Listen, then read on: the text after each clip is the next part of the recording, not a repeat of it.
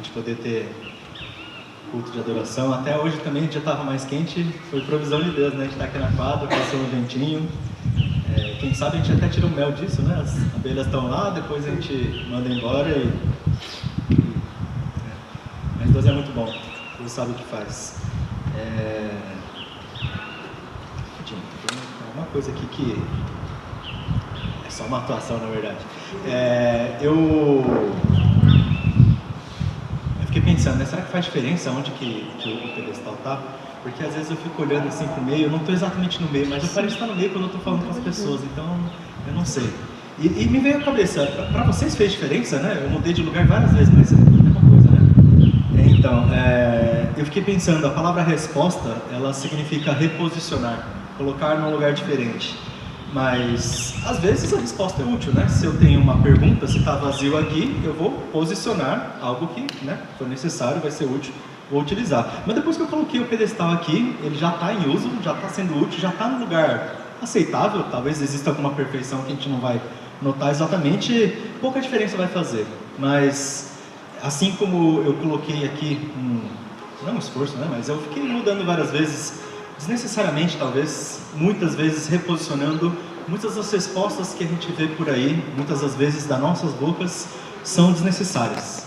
Respostas e respostas e respostas que muitas vezes não são, não apenas edificantes, não são úteis, não é o que a gente busca, não é o que nos alimenta.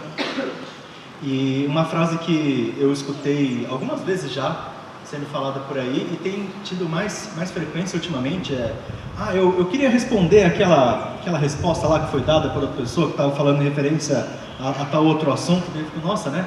Resposta da resposta da resposta, que é o título da mensagem de hoje.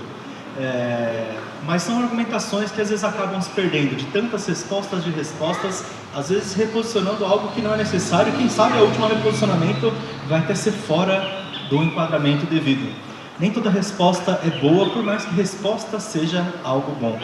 Nem todo posicionamento é bem direcionado e nem toda palavra que a gente coloca é boa. Se for de Deus, certamente direção boa nós temos. Mas enfim, hoje em dia eu tenho percebido que o mundo afora, não sei se a percepção aumentou ou se esse tipo de respostas aumentaram, mas fato é que está inundando nossas mentes, o nosso contexto, o nosso ambiente está cheio de pessoas que se posicionam, de palavras às vezes duras, algumas até úteis, mas no meio de uma multidão de zumbidos, nem talvez das abelhas, né, que a gente não consegue prestar atenção às vezes no que é bom. E eu não estava nem pensando em política ou internet, para falar a verdade, eu estava me lembrando da minha adolescência que na escola o pessoal gostava muito de argumentar todas as coisas, né? Até argumentar a cor do assento, por que tinha ficado daquela cor, achava das respostas mais, desde científicas até filosóficas, para alguma coisa que não vai fazer diferença para ninguém. E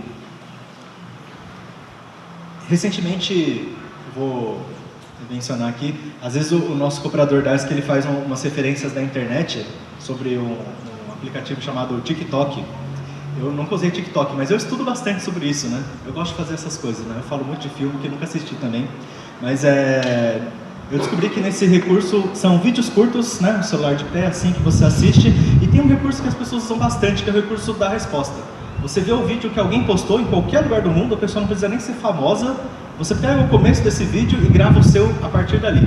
Então alguém está falando assim, sabia que as abelhas, elas são extraterrestres, elas vêm, né, do espaço, é por isso que elas estão aqui. Aí para o vídeo e vem outra pessoa, na verdade eu sou um especialista em abelha e fato é que elas vieram da árvore ali do vizinho, né, tinha uma abelha rainha que quis se mudar. Aí corta de novo uma outra pessoa, não, eu sou especialista em abelha, maior do que aquele anterior, e isso é muito comum. As pessoas querendo se posicionar, porque acham que tem algo útil a oferecer, né? Dificilmente alguém vai fazer isso por maldade, por mais que também exista, e fica uma multidão de respostas, e para falar a verdade eu não conheço nenhum desses especialistas, eu não sei se algum deles está mais certo do que o outro, ou se algum deles tem algum fundamento real ou não.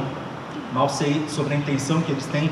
Esse recurso de respostas, por mais útil e bom que ele seja, de proporcionar oportunidade de muitas pessoas terem sua voz por aí, serem ouvidos em uma comunicação boa que nós temos, nem sempre é bom. Muitas vezes nós temos esse ruído aos nossos redores, e muito semelhante talvez era na época que Pedro estava falando da igreja.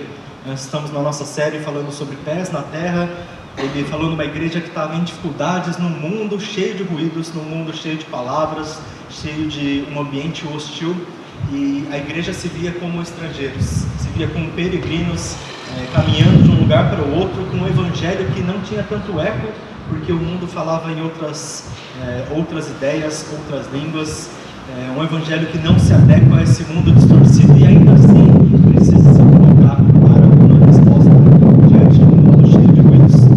E a mensagem de hoje, então, nós vamos falar sobre resposta, mas o tema do assunto que a gente vai dizer é sobre a nossa boa consciência.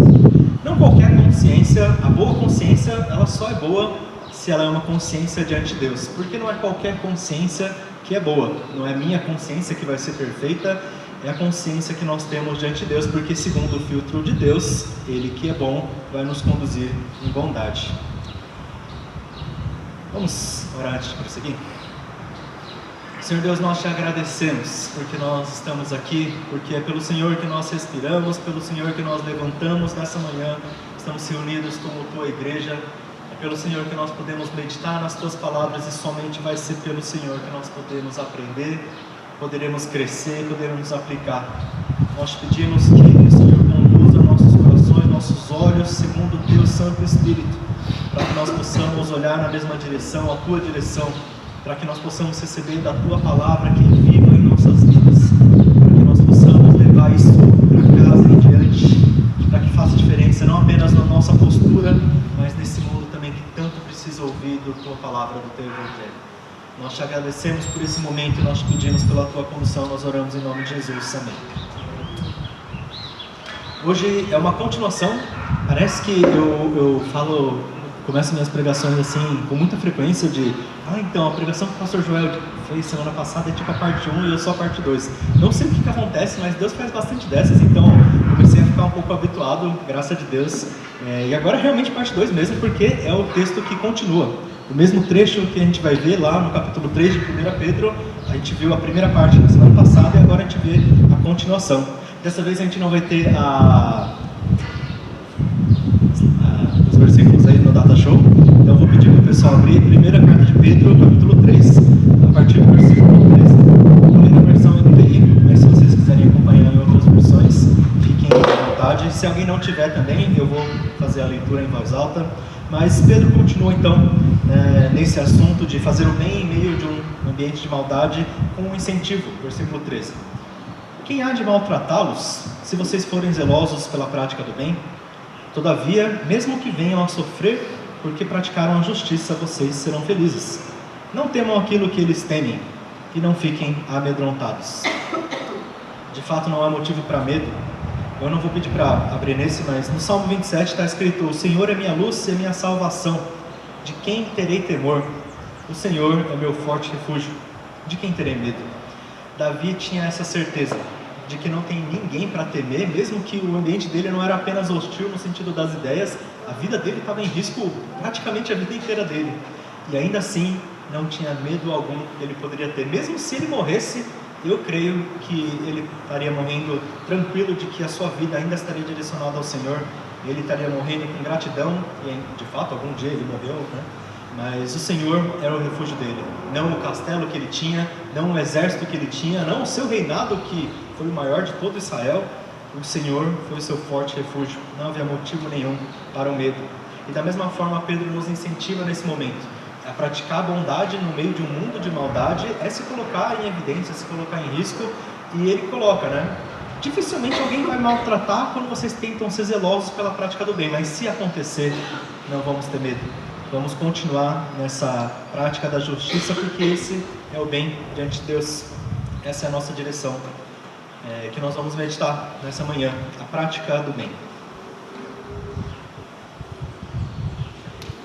E a argumentação que Pedro aqui faz, talvez vai ser bom o pessoal ter em mãos, se vocês quiserem continuar olhando enquanto eu vou fazendo a leitura e comentando.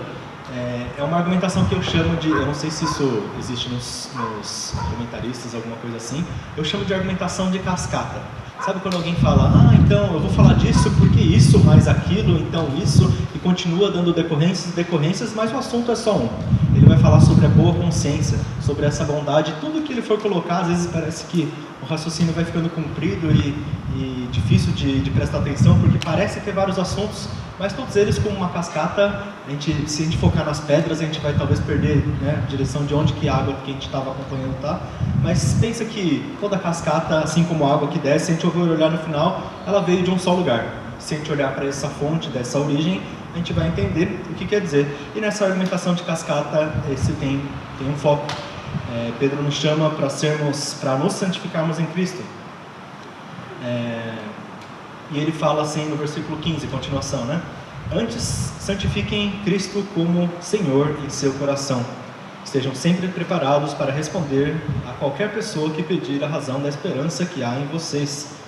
Contudo, façam isso com mansidão e respeito, conservando a boa consciência, de forma que os que falam maldosamente contra o bom procedimento de vocês, porque estão em Cristo, fiquem envergonhados de suas calúnias. Santifiquem Cristo como Senhor em seu coração. Vamos lembrar dessa frase. Essa é a fonte aqui do começo, que toda essa cascata vai se referir. Santificarmos a Cristo como Senhor em nossos corações. Vou aproveitar aqui que a gente está num ambiente mais informal, eu vou fazer aquele negócio que o pastor Joel gosta. Vamos repetir comigo, né? Santificar a Cristo como Senhor em nossos corações.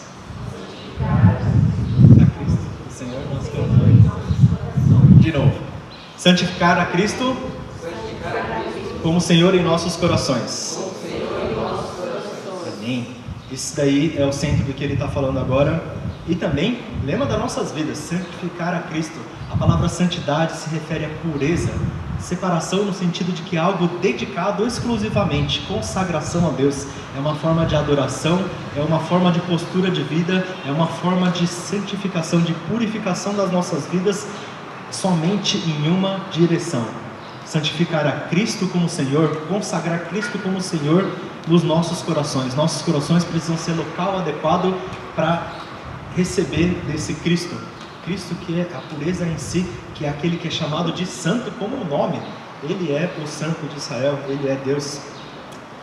Jesus Cristo como Senhor em nossos corações. E aqui ele coloca: estejam sempre preparados para responder qualquer pessoa que pedir a razão da esperança que há em vocês. E eu fiquei pensando, será que não é perigoso a gente está sempre pronto para responder aqui? Porque tanto do que eu vejo de discussões acontecendo, tristemente até no meio da igreja, é de pessoas que estão prontas demais para responder.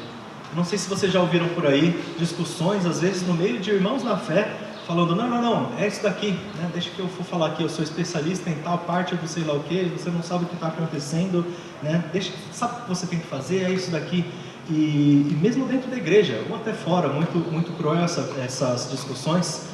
Vemos pessoas que às vezes começam a discutir porque têm um bem específico em comum, e outras já estão preparadas para dar a sua resposta, mas cada resposta vem num coração diferente, e cada coração diferente sente de uma forma diferente. Não importa às vezes as palavras que a gente for dizer, a coisa vai começar a se tornar um pouco ácida, um pouco de atrito, e não vai soar muito bem.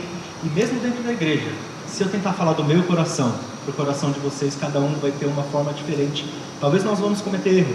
Se a gente ficar pronto para responder a razão que há no meu coração, não vai ser muito bom.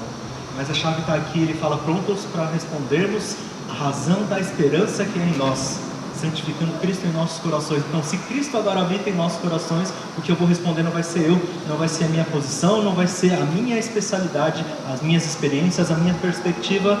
Nós vamos responder Cristo. O que Pedro está dizendo não é para a gente ter um argumento pronto no bolso, é para a gente estar pronto para dar testemunho da nossa fé, estarmos prontos para responder a razão da esperança. Se o mundo diz maldade, eu falo Deus, eu não falo a minha bondade. Se o mundo diz que é isso ou aquilo, eu falo Deus, eu não falo o que eu acho que tem que fazer aqui ou ali. A gente está tão cheio de opiniões, mas às vezes vale a gente guardar no nosso coração, colocar em oração e perceber que a nossa resposta está lá no Evangelho, na Palavra de Deus. Às vezes de uma ofensa a gente está querendo responder porque a gente se sentiu atacado, sentiu machucado. Mas Jesus fala, né? Dá a outra face.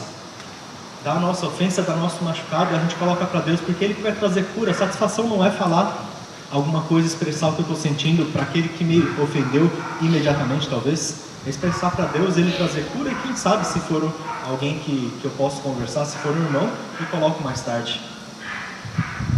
Estarmos prontos para responder, não estarmos prontos para reposicionar desnecessariamente, mas para perceber que a posição é segundo a posição de Deus. E façamos isso com mansidão e respeito, conservando a boa consciência. E isso vai ser o que vai nos levar para ter uma forma, de uma forma específica que os que falam maldosamente contra o nosso bom procedimento ficarão envergonhados por suas calúnias. Assim como nós vemos, o pastor Joel citou o texto lá de Romanos. Eu vou ler em Provérbios, é o mesmo texto porque Paulo está citando Provérbios. Se o seu inimigo tiver fome, dele de comer, se tiver sede, dele de beber. Fazendo isso, você amontoará brasas vivas sobre a cabeça dele, e o Senhor recompensará você.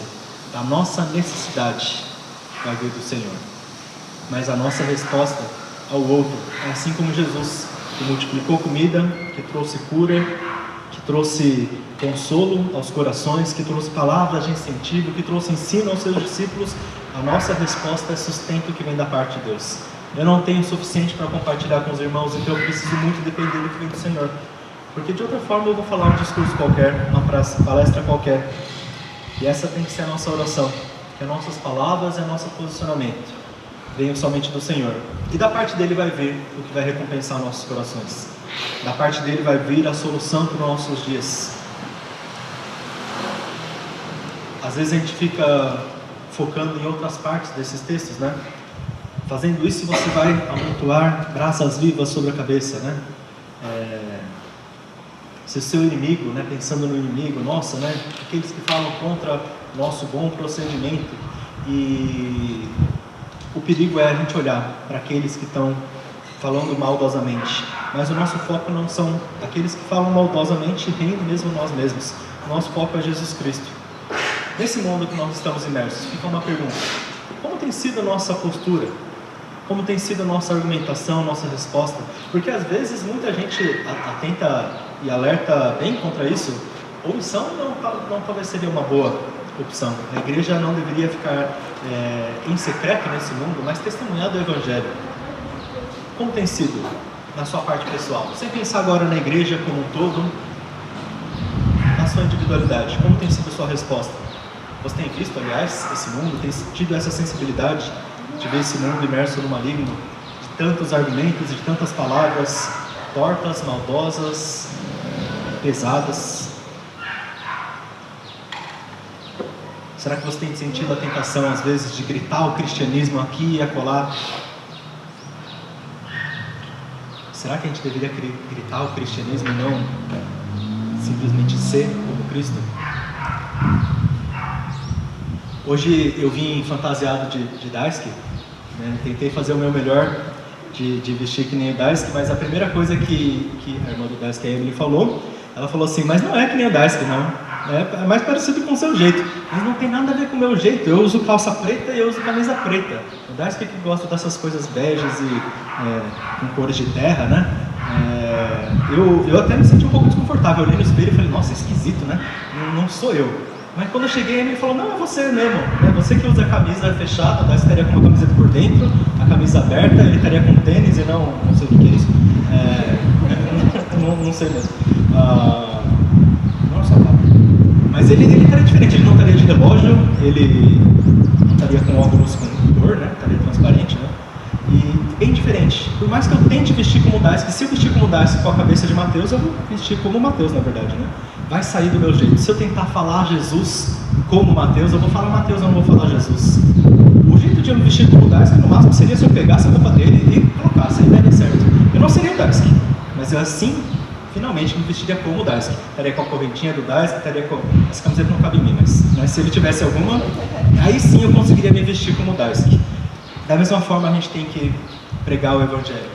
Não falando o Evangelho com o nosso coração, com o nosso jeito de se vestir, com o nosso pensamento, mas segundo o que Jesus tem. E se a gente não tiver palavras, pega emprestado de Jesus, ele deixa, com certeza. Foi para isso que ele pregou o Evangelho, para isso que os evangelistas deixaram registrados. Se faltar palavra, pega o versículo do bolso e lê, porque se Jesus que está falando é graça de Deus. E coloca em oração. Nossa resposta não precisa tanta criatividade às vezes. Nossa resposta precisa de Jesus. E aí, em consequência, quem sabe ele dá criatividade, ele tem sobrando. Nós precisamos depender dele, não fazer a nossa forma de simular como ele é, mas da forma como ele realmente é, pegando emprestado do que tem dele e falando, dando testemunho. Pedro coloca para nós seguirmos esse exemplo, ele continua no versículo 17. É melhor sofrer por fazer o bem, se for da vontade de Deus, do que por fazer o mal. Pois também Cristo sofreu pelos pecados uma vez por todas, o justo pelos injustos, para conduzir-nos a Deus. Ele foi morto no corpo, mas vivificado no espírito, no qual também pregou os espíritos em prisão, que há muito tempo desobedeceram, quando Deus esperava pacientemente nos dias de Noé, enquanto a arca era construída. Nela, apenas algumas pessoas, a saber, 8, foram salvas por meio da água. É melhor sofrer por fazer o bem, se for da vontade de Deus, do que por fazer o mal. Jesus sofreu, mas a gente de forma alguma vai dizer que o seu sacrifício foi alguma coisa ruim. Jesus sofreu fazendo bem, algo da vontade de Deus. E a gente vê naquele momento que ele até colocou em oração, se Deus pudesse, se Deus fosse da vontade dele que poupasse, mas ainda foi da vontade de Deus que Jesus prosseguisse dessa forma, que ele trouxesse essa salvação plena e palpável em nossas vidas, porque ele sofreu pelos nossos pecados de uma vez por todas, está escrito, não mais agora. Se a gente tiver que sofrer também vai ser temporário, na eternidade esse sofrimento nada vai ser em comparação ao que nós temos diante de Deus. A gente sofre na carne, mas é vivificado no espírito. O que significa, mesmo que no corpo nós sofremos, no espírito nós estamos direcionados para Deus. É menos às vezes do que a nossa perspectiva, mais do que o espírito nos traz. E eu só vou falar aqui um parênteses, eu não vou falar sobre essa parte dos espíritos em prisão com muitos detalhes. Se alguém quiser perguntar depois, pode falar comigo ou por mensagem. O foco nesse texto isso daqui, de novo, né, os argumentos de cascata. Pedro está falando uma coisa em sequência de outra, para tudo apontar para o mesmo lugar. Tudo isso é sobre santificar a Cristo como Senhor em nossos corações. E Noé, que ele cita, acaba sendo um ótimo exemplo. Então eu vou ler em Gênesis para nos facilitar. Agora, se quiserem abrir, eu vou ler alguns versículos soltos. Gênesis capítulo 6. Se não, eu vou fazer a leitura. Capítulo 6, versículo 5. O Senhor viu a perversidade do homem que tinha aumentado na terra, e que toda a inclinação dos pensamentos do seu coração era sempre e somente para o mal. Essa era a situação que Deus viu em relação à humanidade, muito parecida com a situação da época de Pedro, muito parecida com o que nós vemos ao nosso redor, talvez mais intensa, porque está escrito que toda a inclinação dos pensamentos eram sempre e somente para o mal. Era uma situação terrível. E nesse contexto, versículo 9, nós vemos que Noé era um homem justo, íntegro entre o povo da sua época, e ele andava com Deus. Não bastava ele ser um pouco diferente, ele era completamente diferente. Se toda a nação naquela época era o máximo de mal que eles conseguiam ser, o máximo deles mesmos que eles poderiam ser, Noé, ele era um homem justo porque ele andava com Deus, não porque vinha dele, mas porque vinha de Deus. Ele era íntegro não porque ele tinha capacidade, mas porque vinha de Deus. Versículo 22, Noé fez tudo exatamente como Deus lhe tinha ordenado. Capítulo 7, versículo 5, Noé fez tudo como o Senhor lhe tinha ordenado. Capítulo 8, versículo 20, depois Noé construiu um altar dedicado ao Senhor, e tomando alguns animais e aves puros, ofereceu-os como holocausto, queimando-os sobre o altar. Noé, ele tinha essa qualidade diferente, de perceber que o que vinha de Deus era bom, e ele deveria agir de acordo. E o que vinha de Deus, ele pegou duas coisas, dois elementos simples na sua vida inteira que definiram ele: obediência e adoração. A gente poderia até dizer que é um só, porque obediência inclui adoração, e a adoração adequada é uma forma de obediência a Deus. Em meio a um povo perverso, Noé foi justo, foi íntegro, andando com Deus, sendo obediente, consagrando a sua adoração. Jesus ainda não tinha vindo, Noé talvez ainda não conhecia, mas ele santificou o seu Deus, o seu Senhor no seu coração. E disso ele conseguiu agir com boa consciência, com pensamento que é bom. Muitas vezes os pensamentos maus nos afetam. Isso pode ser muito discreto. Às vezes a gente nem percebe que a gente já está pensando, nossa, né? A pessoa falou tal coisa, mas não precisava. E a gente está respondendo, às vezes nem com a nossa boca, mas já no nosso coração. e de inundar de pouco em pouco, isso daí vai acumular. E quando acumula, sem que a gente perceba, a nossa reação, com palavras ou sem, vai expressar o que a gente cultivou. Noé cultivou essa vida de integridade, é por isso que na hora que Deus precisou e chamou, ele continuou vivendo com integridade. Deus o escolheu para continuar a sua humanidade e com ele fez uma aliança. Foi a primeira vez que a palavra aliança de Deus aparece na Bíblia, antes mesmo de Abraão. Como tem sido os nossos pensamentos? O que está mais no íntimo dos nossos corações? Será que quando a gente vê alguma opinião por aí, a gente faz aquele corte pequenininho de vídeo na nossa cabeça e pensa, nossa, essa aqui é a minha resposta, já vou deixar aqui no bolso pronto qual seria o meu posicionamento? Às vezes mesmo que for bom, né? Nossa, se eu precisar pregar o evangelho, eu vou falar desse jeito, e às vezes a gente nem faz, né? Comecei a perceber que muitas vezes eu estou pregando na minha cabeça, alguém fala alguma coisa, eu falo, nossa, podia responder assim, né, da palavra, eu começo a pregar, aí quando eu cheguei em casa, eu só, não, já passou, a pessoa foi embora, e daí eu nem falei. Talvez a gente precise cultivar mais a consciência de Deus em nossos corações para que isso transborde. E Pedro fala, né, assim como para Noé, depois a gente vai ler também, assim como para Noé, as águas, para os outros foram condenação, mas para ele foi salvação. As águas que transbordaram no mundo que ele vivia. Que as águas de Deus transbordem em nossos corações, para que em vez de condenação e afogados nos nossos próprios pensamentos, nós transbordemos no que vem de Deus. Versículo 21. Isso é representado pelo batismo, que agora também salva vocês. Não a remoção da sujeira do corpo, mas o compromisso de uma boa consciência diante de Deus, por meio da ressurreição de Jesus Cristo, que subiu aos céus e está à direita de Deus.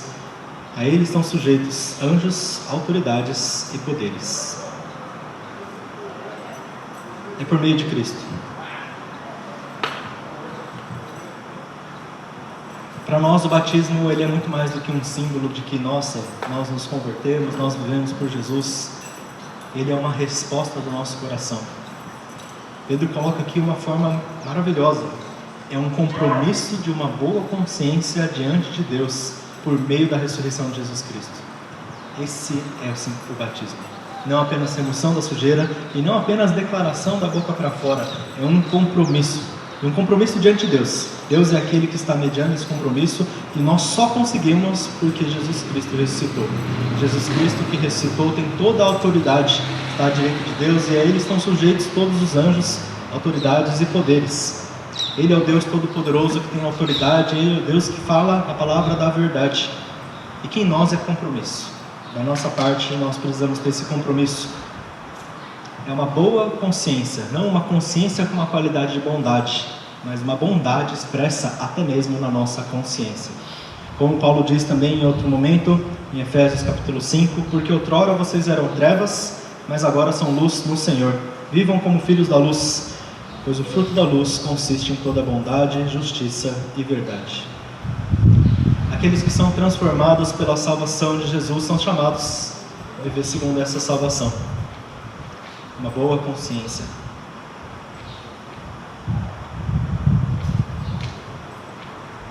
Nós precisamos praticar e reforçar em nossos corações essa convicção de que Deus é bom.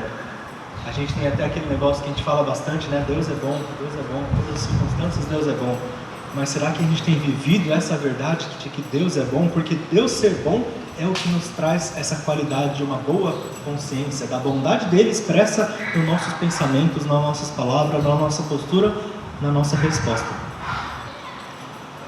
A gente depende da bondade de Deus. O salmista tinha essa convicção tão firme e enraizada nele que ele disse o seguinte, lá no Salmo 119: Tu és bom e tudo o que fazes é bom. Ensina-me os teus decretos. E aí eu percebi, nossa, muitas vezes a gente responde exatamente o contrário, por mais que a gente pense que a gente está falando isso. Deus é bom, a gente diz, mas se a gente pensa, nossa, mas por que está acontecendo essas coisas? Temos escutado de muitas tragédias, já há algum tempo a gente tem falado e não terminou as coisas que aconteceram lá na parte da faixa de Gaza. Muita dor que acontece, e mesmo se a gente pensar, não, beleza, mesmo que tenha as tragédias, Deus é bom, e agora vem as respostas, tantas palavras, e tantos julgamentos, e tantas divisões, e a gente pensa, nossa, que terrível, o coração das pessoas cultivando tantas coisas que não são boas, cadê a bondade? Talvez isso possa ser discreto, mas possa ser um sentimento que vem nos nossos corações. Talvez a gente duvide um pouco, talvez a gente pense que Deus é bom, mas tem coisas que não são boas que acontecem. Mas o salmista diz, Deus é bom, e tudo que Ele faz é bom. Tudo que Deus faz é bom, mesmo com o mundo assim, mesmo no mundo imerso nessas circunstâncias. Talvez nossas circunstâncias são o foco. Talvez o nosso foco é que Deus é bom mesmo nesse meio. As pessoas que estão lá ainda podem receber da palavra de Deus.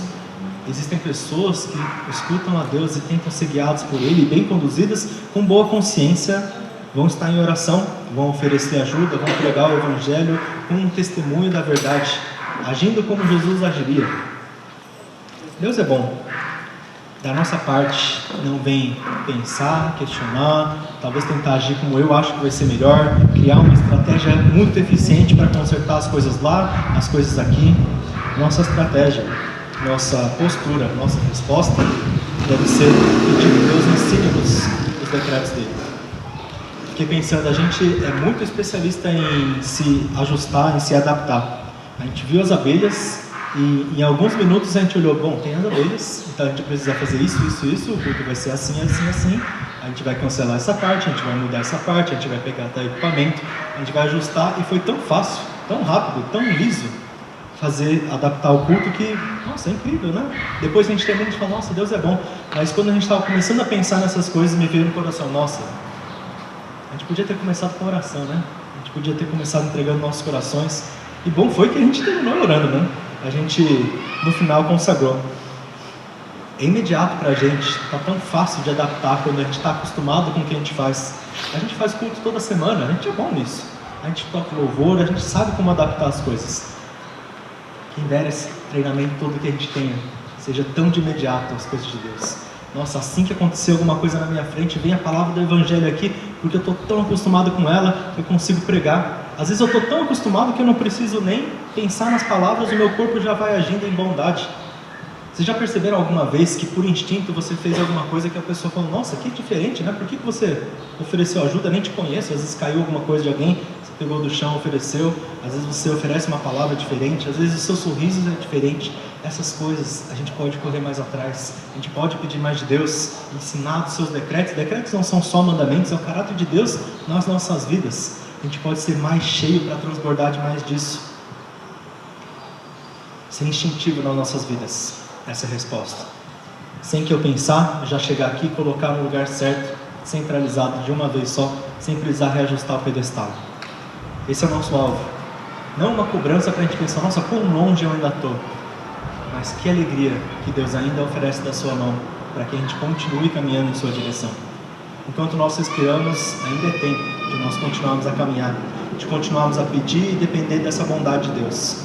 Pedro nos chama não apenas a ter uma resposta de bondade, mas ele nos diz como temos essa resposta de bondade e por que temos essa resposta de bondade. Ele diz, voltando lá, para nós nos santificarmos a Cristo como Senhor em nossos corações, segundo o exemplo de Jesus Cristo, por meio de Cristo. Pedro, ele é bem repetitivo e por um bom motivo, porque é Cristo, Cristo e Cristo, uma resposta, resposta, resposta.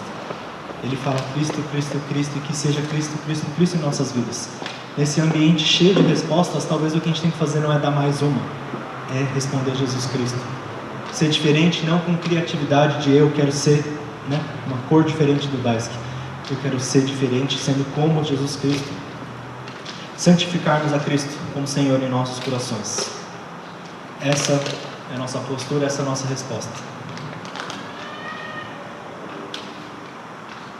Se nós temos tido dificuldade, se nós temos sido talvez prontos demais a colocarmos o nosso coração inflamado, nossas opiniões às vezes mal direcionadas, nosso julgamento sem autoridade, se temos tido desafios, nós podemos colocar diante de Deus, nós podemos pedir que Ele nos ajude e Ele nos conduza, porque Pedro começa e termina a sua palavra dizendo que nós devemos ter uma boa consciência diante de Deus. Então que esse seja o nosso foco, e nós já sabemos como, santificando Cristo como Senhor em nossos corações. Vamos colocar diante de Deus então nesse momento, colocar em oração, pedindo que Ele sonde também Talvez tenham áreas que nós não temos sensibilidade para perceber. Talvez tenham coisas que nós podemos influenciar no nosso testemunho. Talvez tenham pessoas que não conhecem a Deus e isso, além de um desafio, não é nenhuma opção. Nós podemos oferecer esse testemunho. Nós podemos oferecer uma resposta que vem de Deus e não nossa. Então vamos orar, ter um tempinho de oração cada um no seu íntimo, pedindo do Senhor, dependendo do Senhor.